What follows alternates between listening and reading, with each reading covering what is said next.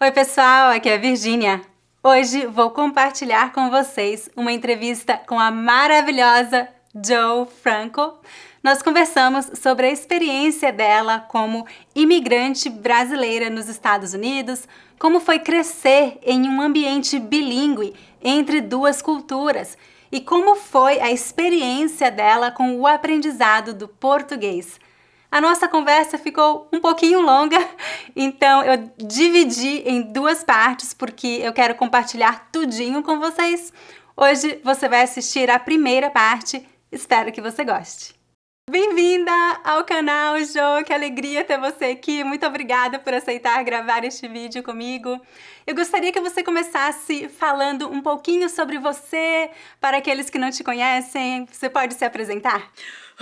Caraca, faz muito tempo que eu não falo em português. Você já tá vendo, assim, eu tenho um sotaquezinho americanizado, mas... Maravilhoso o seu sotaque. Então, eu sou a Jo Franco e eu sou originalmente do Rio. Então, eu nasci no Rio, carioca da gema, mas com 5 anos eu mudei para os Estados Unidos. Aí eu cresci mais americanizada do que brasileirazada,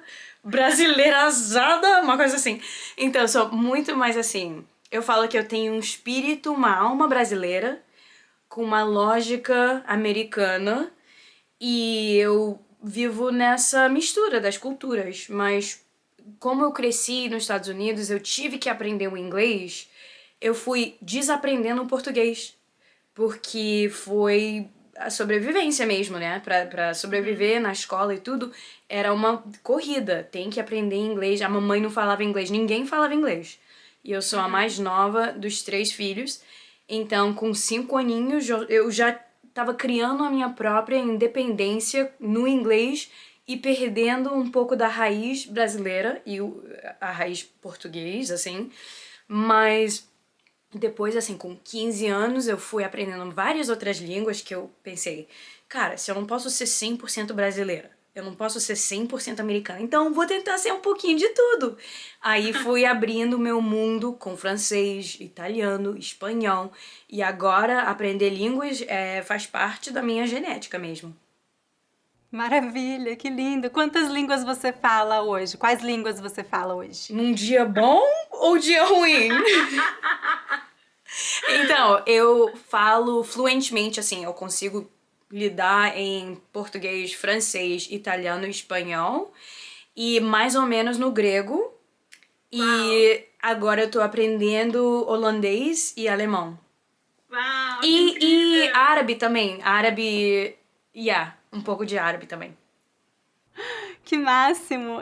Eu gostaria, obviamente hoje eu gostaria de focar mais no seu aprendizado do português, sendo uma brasileira imigrante morando nos Estados Unidos.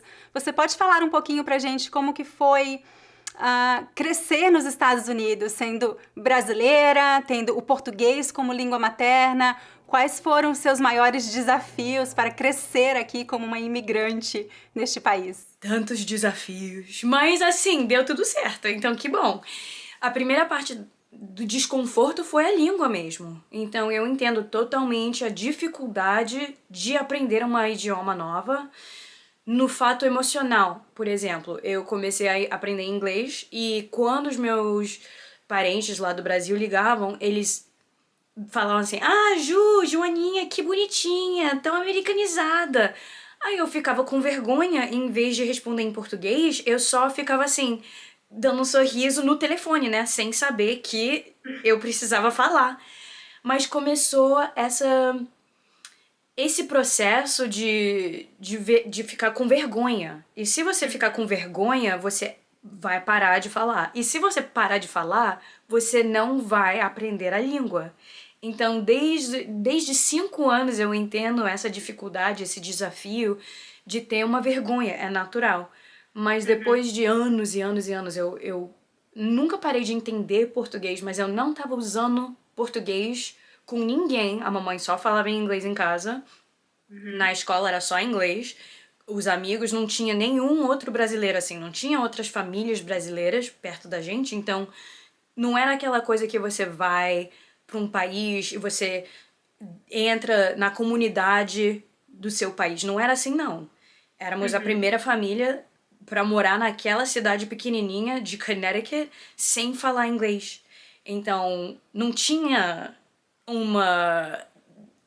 Não sei, não tinha nada, não tinha inspiração pra falar português, não tinha amigos, só tinha o meu pai, os avós. E cada ano, a minha avó e meu avô, eles passavam, assim, 3 meses com a gente. E nessas viagens, eles falavam com a gente em português, era arroz e feijão, era almoço. Então, só cada ano, 3 meses, eu sentia a cultura brasileira. E, ainda por cima, não... A gente não tinha os papéis. Então, fomos undocumented por 12 anos, sem papel. Então, não podia voltar, não podia reconectar. Então, foi muito difícil mesmo de crescer essa parte minha brasileira. E só foi por causa do YouTube, da internet, que eu fui reconectando os meus pedacinhos e lembrando que é ser brasileira, que é falar em português, sabe? Porque se não fosse pro canal YouTube, nunca teria recomeçado a falar português do jeito que eu tô falando agora. É fascinante para mim ouvir histórias de pessoas que cresceram em uma outra cultura e como você lida com a língua, né? Como morar em outro país, como é difícil manter a sua língua materna morando em outro país. Eu gostaria muito que você falasse um pouquinho sobre estratégias, recursos que você utilizou para conseguir, né, recuperar o português, que hoje você fala português muito bem, fluentemente, seu sotaque carioca maravilhoso.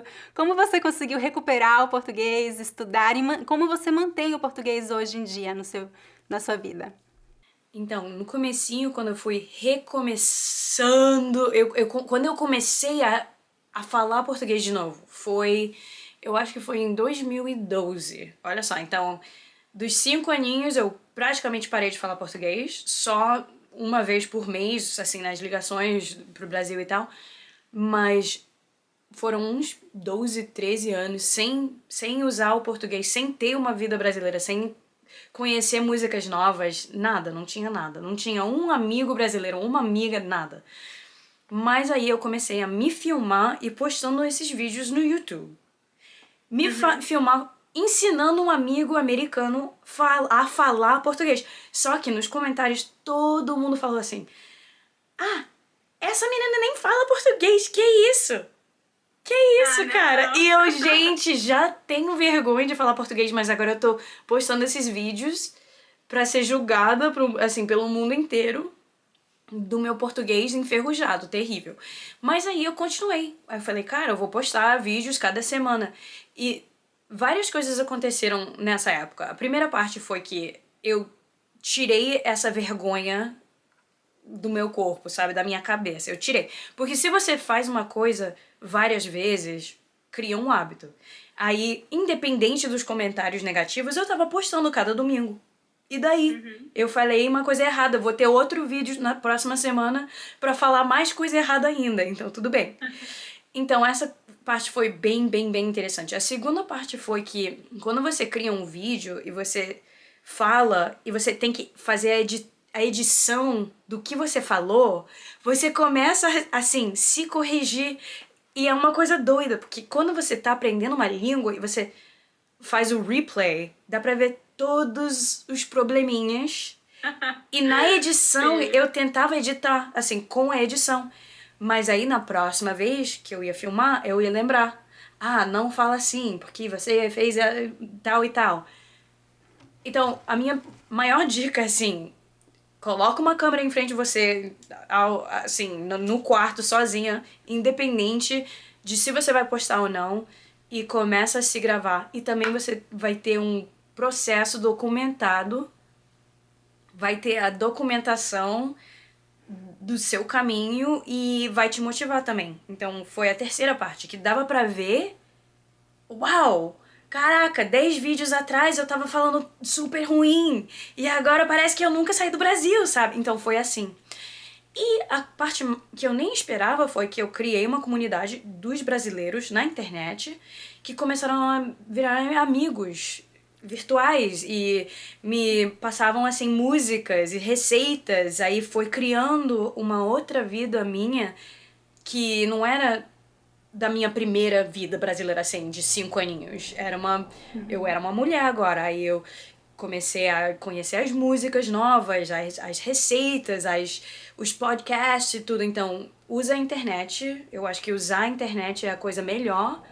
E agora temos acesso a tudo, né? Então, não tem mais uma época melhor de aprender uma língua. Exatamente, eu concordo completamente. É impressionante a quantidade de recursos que nós temos hoje em dia que não existiam quando nós éramos crianças, né? Nada disso existia, cara. Você fica isolada, né? Se não tiver essa comunidade, é muito mais fácil de perder a motivação. Sim, muito bom. Adorei a sua coragem de publicar vídeos em português no YouTube, se expor. É muito importante se expor na língua que você está aprendendo, né? Eu acho que eu sei a resposta a essa pergunta, mas você se sente mais confortável, mais você, falando português ou inglês? Então, mesmo sem ter as palavras certas ou fazendo os erros que eu faço em português, eu acho que eu me sinto mais alegre, mais leve, mais assim, com o espírito aberto em português. Mas nível palavras, gramática, expressões mais desenvolvidas em inglês, claro. Você acha que o seu conhecimento do português como língua materna te ajudou no aprendizado dessas outras línguas? Muito. Eu acho que o português sinceramente, é uma das melhores línguas para aprender, para abrir outras portas para as outras línguas. E também temos vários sons estranhos, sabe? Assim, sons. Então vai treinando a boca em preparação para as outras línguas. Agora, qualquer outra língua que eu aprendo, pode ser holandês ou pode ser árabe, já vou ter a base, porque o português tem assim, tem... É estranho. A língua portuguesa é estranha, pra ser honesta. Com os vocais, é assim? Tipo, os sons. Os fonemas, os sons, os fonemas. Sim, é isso. Especialmente o brasileiro tem uns fonemas muito brasileiros, né? Como o som do di, ti. Isso eles não têm em Portugal, por exemplo, mas no Brasil nós temos essa pronúncia bem característica do Brasil mesmo. Sim, ainda mais carioca, assim, com o chiado, o português chiado. Já agora parece que o árabe ficou mais fácil, sabe? Assim, tudo fica mais fácil. Chegamos ao final da primeira parte da entrevista. Espero que vocês tenham gostado. Diga-me nos comentários o que você achou mais interessante sobre a nossa conversa. Na próxima semana, eu vou publicar a segunda parte da entrevista. Jo Franco e eu vamos conversar sobre uma ferramenta maravilhosa que você pode usar para aprender português. Então, não perca a continuação da nossa conversa. Se você quiser aprender mais sobre a Jo Franco, você vai encontrar um link para o canal dela na descrição do vídeo abaixo. Muito obrigada por assistir a este vídeo até o final. Antes de ir embora, lembre-se de curtir o vídeo e inscreva-se no canal. Até a próxima! Tchau, tchau!